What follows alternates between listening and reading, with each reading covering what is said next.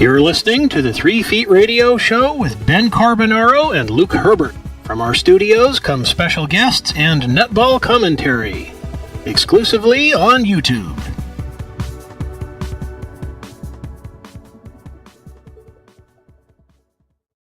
G'day listeners, for the second time this week, welcome to the 3 Feet Radio Show. And joining me in the studio is my co-host Luke. G'day Luke. G'day Ben from the deep south.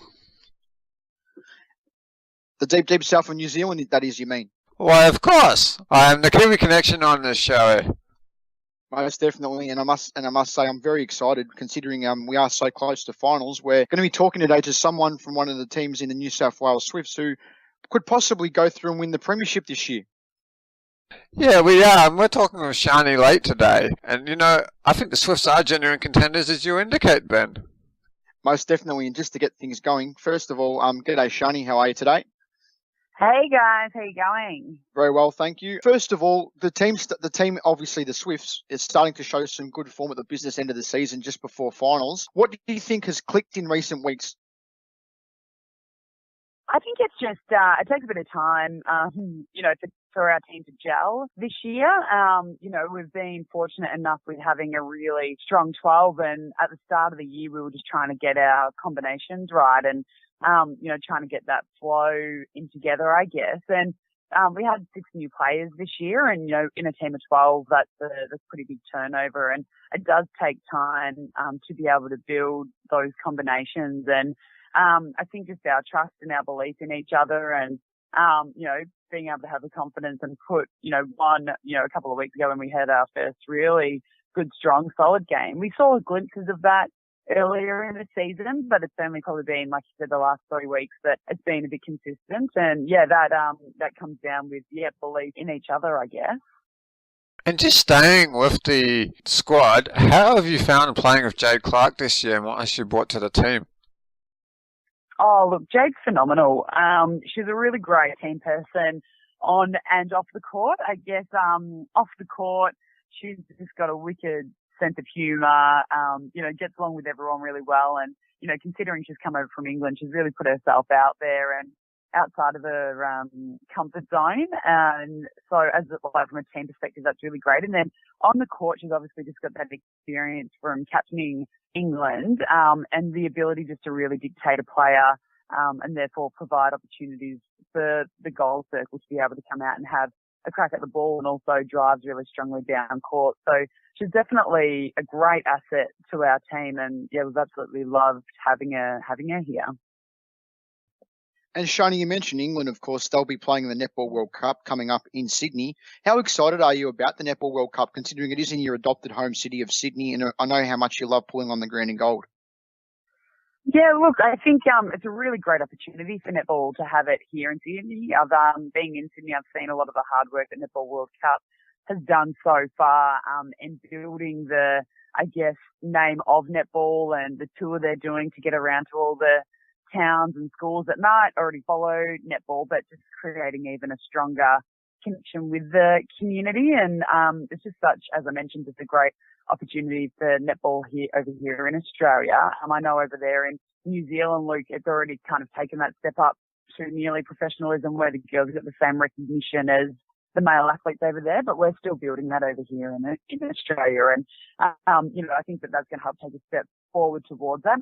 In regards to my own view, I'm currently still in Swiftland and just working really hard to get a really good combination with Julesy and Jade and Paigey and everyone out in front of me. And at this current point in time, my sight is set on that premiership trophy, which I would love to have in our hands. But yeah, like when the World Cup comes around, it's going to be unbelievable. But for the moment, I'm still in my red and blue uniform.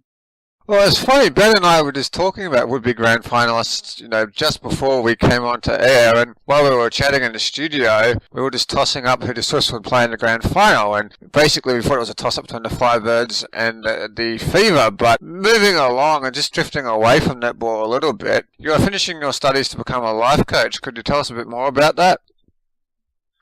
Yeah, so I guess in 2012 I had shoulder surgery, and that was the first time that I'd had to sit out of the netball season for a while. And, as any athlete, you can't just concentrate on the sport that you're doing. You need to be concentrating on life.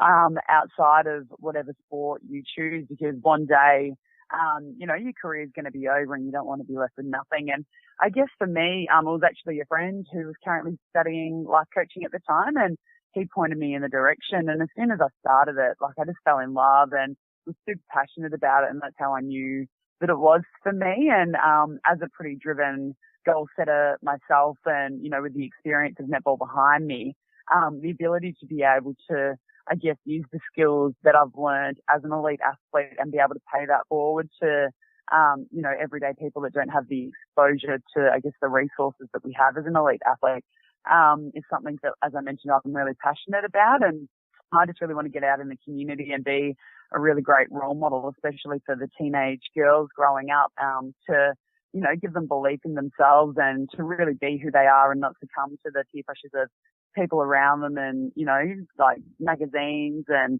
some actresses and things like that. I think there's a certain female image that some girls portray themselves to be. And as an athlete, I want to give them someone else that they can look up to, that they don't just have to be one kind of girl or person. They can be who they are. And that's where I'm putting all my passion and focus in outside of netball at the moment. And I'm interested to see where it's going to take me. I'm a bit of a day-by-day kind of person, but at this moment in time, it's really exciting.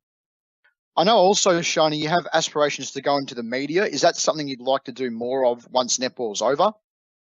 Yeah, absolutely. I've never been, a one-trick pony, I guess. I would love having variety in my life, and that's also one of my values. And in knowing that, I know that having lots of variety is what makes me happy. And at the moment I'm doing my life coaching and my netball and dabbling in the media. And I absolutely love it. I love, I love talking, clearly. So if I could do that as a job, that'd be pretty awesome. And, I'm getting a little bit more experience and exposure up here in Sydney, which has just been unreal. And, I've been going on, a sports panel show called Sports Fan Clubhouse and, still trying to do whatever, radio media gigs whenever I can. But that, definitely something that I want to continue on post-netball days as well. And you mentioned Sports Fan Clubhouse. I haven't had a chance to look at it yet, Sharni, but I do get on the Sports Fan website and read some news occasionally. How have you enjoyed being on one of the panelists? It's sort of like, it's like a web TV show, isn't it? Yeah, it is. So it's on live online from 8 till 9 o'clock at night on Mondays and Thursdays, and then it goes to air on 7 Mate anywhere between 11 p.m. and midnight. So it's more of a late show. But I guess it's just the experience for me to be able to go on a show and speak my own opinions about different sports. I am a bit of a sport nut, and it's not just about going on there and speaking about netball, although it's great exposure for our sport as well. But to be able to go on there with other athletes and the experience of Bill Woods, who's the host, and Will, who's the media savvy guy on there, they're just such great fun, and that's why I love it so much. It just, you can relax, you can have a bit of fun and have a joke. And I've never been a real serious Sally. I think if I had to be a news reporter or something, I might be in a bit of trouble. But, when I can, be laid back and have a bit of a joke, that's, what I really enjoy. And that environment on Sports Fan allows me to do that. And just before we bring out the coffee and the donuts, you play the Vixens on Sunday. They come into the game needing to win to keep their slim finals chance alive. What are you expecting from them? Oh, I'm expecting the Vixens to come out strong. Obviously, at home at Margaret Court, I know that the crowd sold out, and they sold out well over a week ago, and so they're going to have a really intense crowd behind them.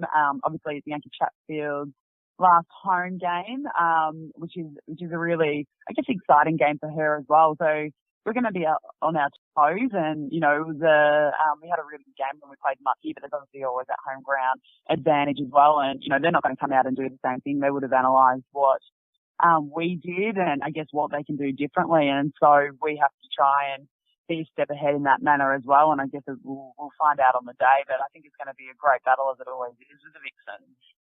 All right, Sharni, thanks very much for joining us today. It's been a long time between drinks, so I had a chat with you. Thanks, guys. Have a great day. Cheers, you too. You've been listening to the 3 Feet Radio Show with Ben Carbonaro and Luke Herbert. Tune in next time for more special guests and netball commentary exclusively on YouTube.